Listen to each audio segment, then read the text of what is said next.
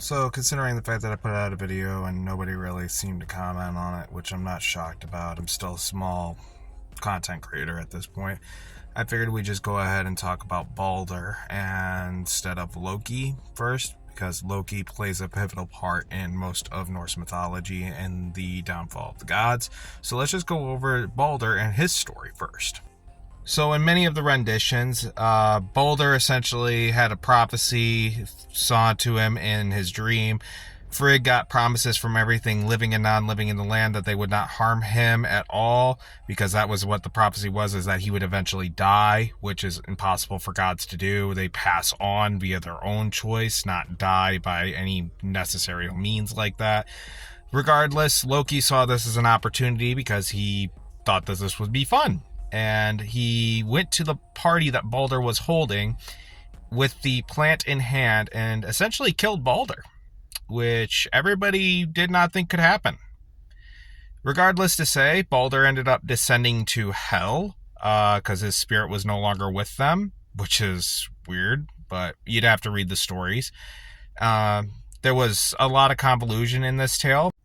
And depending on which tale you believe in, either Odin and Loki went to hell and searched for Baldur and found that he was at a table of honor and refused to leave, or it was Odin and Hermod or some other form of gods that went and looked for Baldur. It's same story plays out, that Baldur flat out refused, and depending on which tales you also believe in, Baldur is now married to Hel, the goddess that rules in hell, one of Loki's children.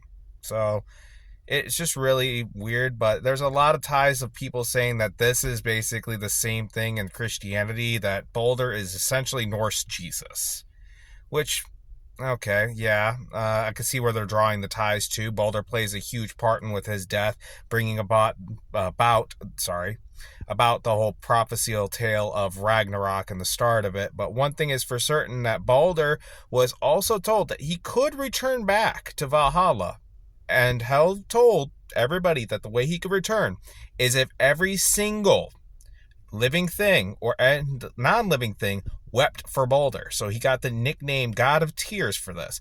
But there was only one person that refused to weep for him. And because of Baldur's nature, the story goes that it was a giant that refused to cry for Baldur's death. And that's why he could not return to Valhalla as well. There's more to go in on this. There's a lot of tales regarding this god, so we might continue a deep dive and go into a part 2 on this one, so stay tuned, and I hope you all have a wonderful day.